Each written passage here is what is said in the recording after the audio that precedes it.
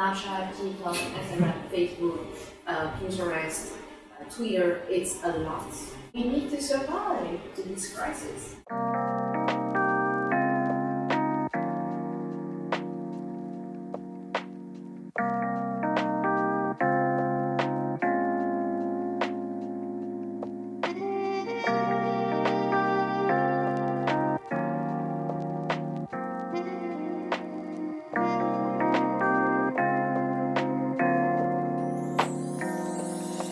Yaki, I know you since 2014, 2015. Yes. At that time, you were about to launch Little Africa, and we were about to launch Bumpman. And at the time, you were doing tours all over Paris to show this amazing African Parisian ecosystem. Yes. And now I feel like this space where we are doing this interview is like the outcome of that work we were doing. Yes. So tell me about what happened since 2014, 2015. Many things. Many things have happened. So first of all, I think that the biggest thing that happened during that moment when we met was the publication of the two city guides book about African Paris. It's a book that that takes you and shows you the diversity of Paris, that is full of resources in terms of people, they are creating in the city of Paris, and also all the businesses that we create in the city of Paris. So that was a huge stake for the community because it helped us and helped the community to travel all over the world because the book has been, it has been purchased by people, many kind of travelers around the world, and it was a very interesting experience because we have learned and see how people were actually taking that new side of Paris, what they were doing with it, and also we started to think about where are we going to end? We don't know. But at the time when we met, there were no idea at the moment to publish a book or to open a space. It was just okay. I want the people to see that there are black people in France, and these are the amazing things that we do. I had no idea that the book is going to come, and then the concept story is going to come. And what about this space? When did you have the idea? How it happened? So the idea started to emerge in my mind in 2017, I think. For a long time, our office were located in one district of Paris, and we were working there, every day with the team.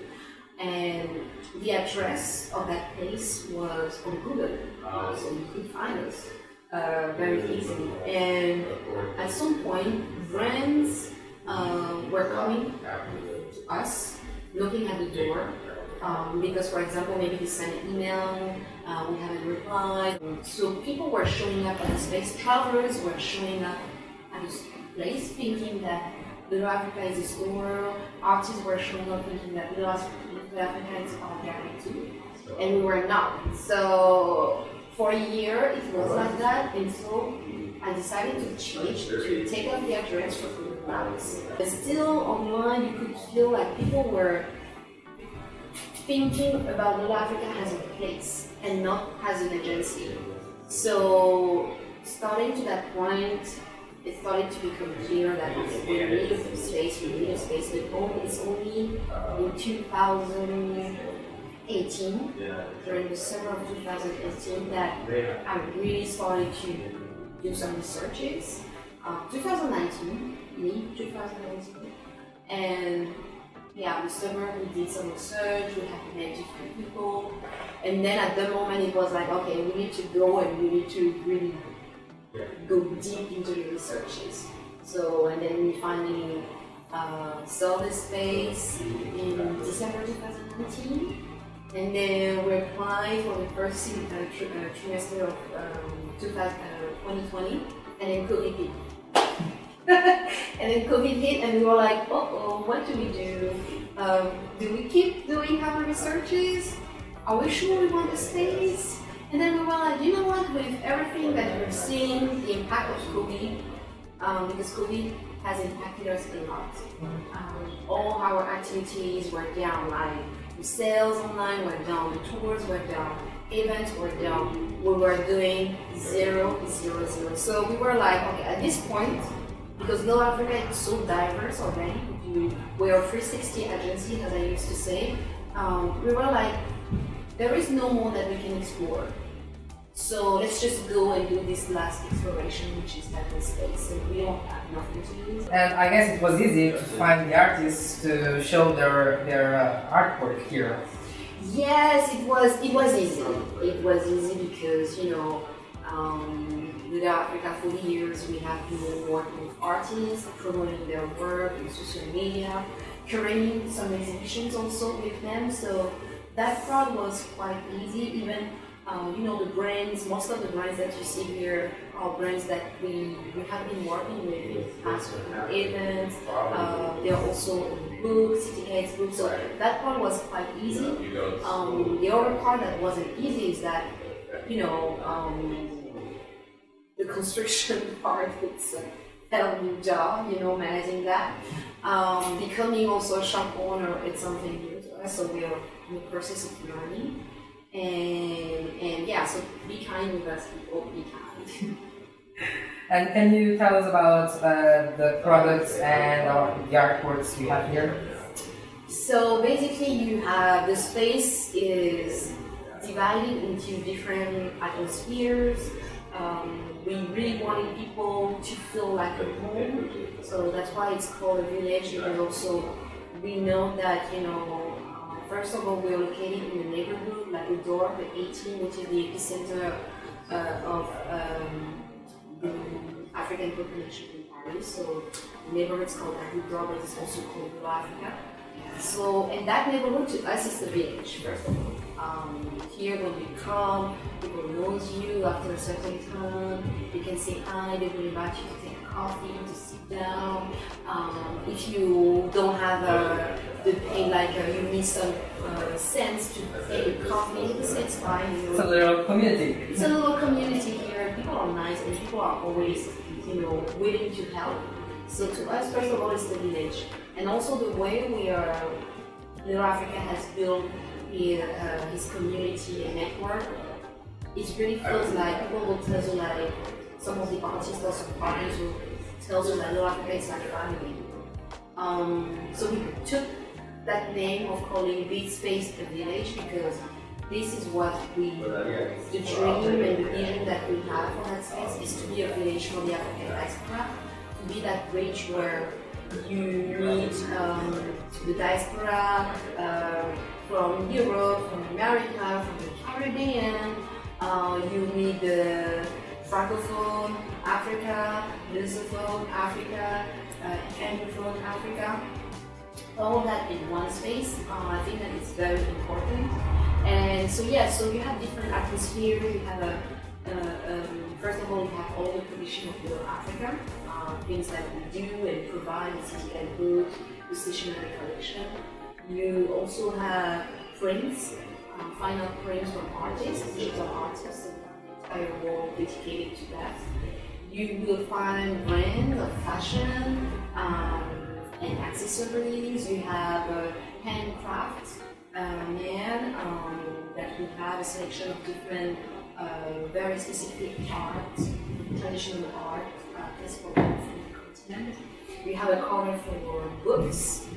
You have a corner for food, because there's also food. You have a corner for jewelry. So all of that is mixed into the same different space and make you feel like you are home. Do you feel any difference between the clients you had in the beginning and the clients you have now? They're more French people, or Parisian, or more tourists? It's complicated, to answer because COVID has kind of really changed everything. Before, I will tell you, like in 2019, I will have to tell you that, we're having more and more travelers. It's becoming a big part of our clients. I mean, the individual part. Now it's different because borders are still closed, and so we don't know how it's going to evolve. But for now, I would say that is mixed. Our B2B clientele is still there, but we haven't done anything with them yet because events or it's not possible for now. But the individual one, it depends. They're located in the neighborhood and in community, as you just said. So we are trying right now to let people and the locals know us as an agency because they used to hear about the Go Africa had the travel and tour company in the neighborhood, and now it's the goal is to have them see all of the other activities that we do. Not very long ago, you were at the United States. Yes. What have you done there? But in 2019 with big dreams. So we had been there because the City Guide book, the second one has been published at the beginning of 2019. So the travel to the trip to the United States was to do promotion of the City Guide book, so different cities, and the goal was also to go and meet the American community that is following us, that is very Loyal. and that is very loyal, and it also was a thank you tour to them because that community that is basically made of 9% South African American. It's very loyal and they have been very supportive to all the work that we have been doing for years and from the beginning. So it really was a thank you tour to them. Do you feel like African, French people are more interested in to know Little Africa? Yeah, I think yes, but I don't know if I can say a but, because the only thing that I just feel is that the generation Z, if I can say, it's a little bit different. Like 6-7 years ago, we were kids, and now they are very digital also. So right now, we really understand that we need more than ever if we want to talk to them. We have to be on those platforms, and sometimes it's not really easy because we do a lot of things that is based on experience and one-on-one meeting, and also, of course, we have digital services, but it's not the same. It's not easy to also be on all platforms: Snapchat, TikTok, Instagram, Facebook, Pinterest, Twitter. It's a lot, and that generation is 8% of the time on those platforms. So the real challenge is how to be on those platforms to be able to reach out to them, to talk to them, so that they can use and see us as a resource.